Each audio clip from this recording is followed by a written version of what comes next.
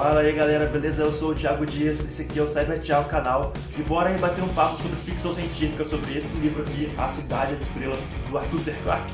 Bora lá! Cara, mas antes de falar do livro aí, deixa o seu like, faz aquela inscrição. Se tu não gostar do vídeo, pode até tirar o like depois, mas bora lá, dá essa moral pra gente. Bom.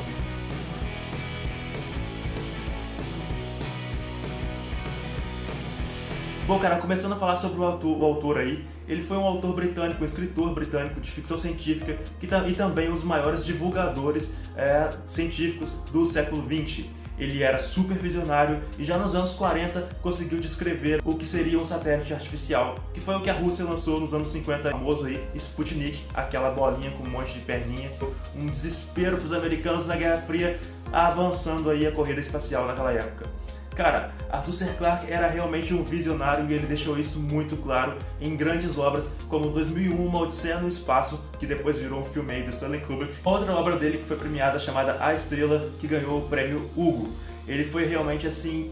Essa obra aqui dele, A Cidade e as Estrelas, indo direto ao assunto aqui agora, é realmente muito visionária. Por quê? Porque ela foi escrita nos anos 40 e publicada nos anos 50 e descreve coisas fantásticas como inteligência artificial, Matrix, geoengenharia, engenharia sideral, saca? Engenharia sideral.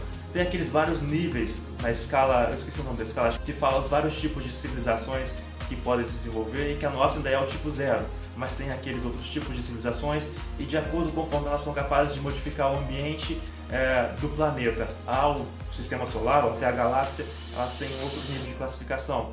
Então, esse livro aqui tangencia um pouco esse conceito, já que ele descreve aqui uma parte onde há engenharia sideral, onde tem uma civilização aí que cria sistemas solares, né? Ele conta a história de uma cidade, focando agora aqui no livro, ele conta a história de uma cidade que é a última cidade humana na Terra. Se localiza no tempo, daqui a 1 bilhão de anos, e a cidade é basicamente um gigantesco computador que fornece tudo o que é necessário para os seus cidadãos. Exatamente tudo. Porém, a cidade é murada e esse muro não atinge somente a espacialidade física, mas também psicológica dos habitantes, que não são incentivados em nada a sair dali. Isso porque a cidade é o último, até onde o livro descreve, pelo menos quando você começa a ler, o último recanto da humanidade. É uma espécie de Zion, aí tomando alguma referência ao filme Matrix. É a última cidade humana que restou. Daqui a 1 bilhão de anos, a humanidade já vai ter colonizado o espaço, se deparou com um inimigo aí poderoso, retornou, foi quase que extinta, retornou e só sobrou, pelo menos no início do livro, nessa única cidade, que é a cidade de Aspar.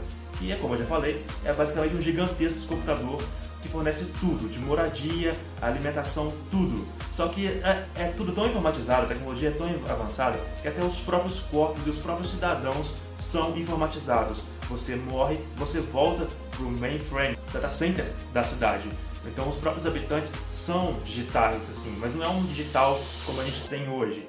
É fisicamente, né? Os corpos deles são transformados em dados, desmaterializados quando eles morrem e materializados novamente de acordo com o que a inteligência artificial da cidade ali achar conveniente. Porém, durante um bom tempo, não estavam nascendo homens nessa cidade, até que nasceu o personagem que vai causar toda essa revolução aí, que é o Alvin, que pelo jeito não é só o primeiro homem em muito tempo a nascer na cidade, mas também o primeiro humano curioso e teimoso a nascer ali. O livro basicamente trabalha a questão da curiosidade humana, de como que a curiosidade move o ser humano e transmuta a nossa realidade. O personagem Alvin não se contenta em ficar ali preso aos limites da cidade e quer saber o que tem fora, ele quer ir além. Ele é motivado por uma necessidade, uma curiosidade realmente de saber o que tem além daquele espaço ali. E olha que a cidade, a inteligência artificial fornece tudo o que é preciso para o ser humano não precisar sair dali. Eles inclusive têm imersões virtuais no que eles chamam de sagas, que seriam praticamente imersões em mundos, em matrixes, né? Não sei nem explorar os matrixes sem matrixes, mas enfim, onde eles têm ali vivências, é como se eles se reencarnassem virtualmente em outras personalidades, em outras histórias, justamente para que eles consigam sobreviver naquele espaço limitado que é a cidade, sem ter a necessidade de buscar algo além. Só que o mistério do livro fica que, na realidade, soltando só um pouquinho de spoiler, de Aspar não é a última cidade humana, existe mais uma outra cidade, a cidade de Lys, e o Alvin ele vai além dos muros físicos da cidade ele vai além dos muros físicos, ele vai além do próprio planeta. Considerando o cenário aí, além da cidade de Aspar, que é a última cidade humana, todo o planeta Terra, como se supõe, tá um baita de um deserto, não tem mais nada também que leve com que seus habitantes queiram sair da cidade. Como a história se passa em 1 bilhão de anos no futuro, obviamente a Terra já foi super sugada, desgastada, não sobrou nada, a não ser essa última cidade utópica aí. Pelo menos é aquilo que o computador central da cidade quer que as pessoas pensem, a inteligência artificial da cidade quer que as pessoas pensem. Lembrando que a cidade foi projetada e a sua inteligência artificial foi pensada, programada para realmente agir assim, como forma de proteção dos habitantes ali. Pelo menos é o que a história da cidade diz. Né?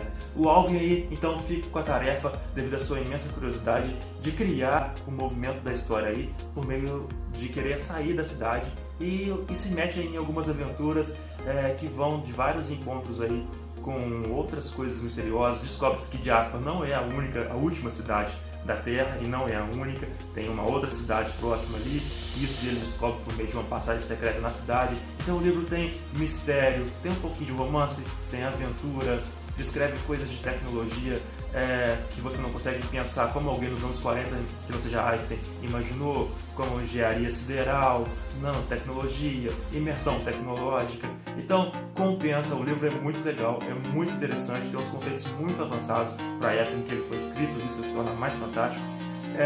Para quem conhece aí, para quem gosta de 2001, Odisseia no Espaço, é um contato legal aí com uma obra do Arthur C. Clarke, prévia, ou seja, anterior a uma Odisseia no Espaço, onde a gente já consegue enxergar aqui a genialidade do autor. Bom, cara, é isso aí que eu tinha para poder falar sobre o livro. Valeu, abração, leia Uma Cidade das Estrelas, é um livro muito legal, a escrita não é difícil, você consegue acompanhar, é interessante e motivante. Valeu, abração.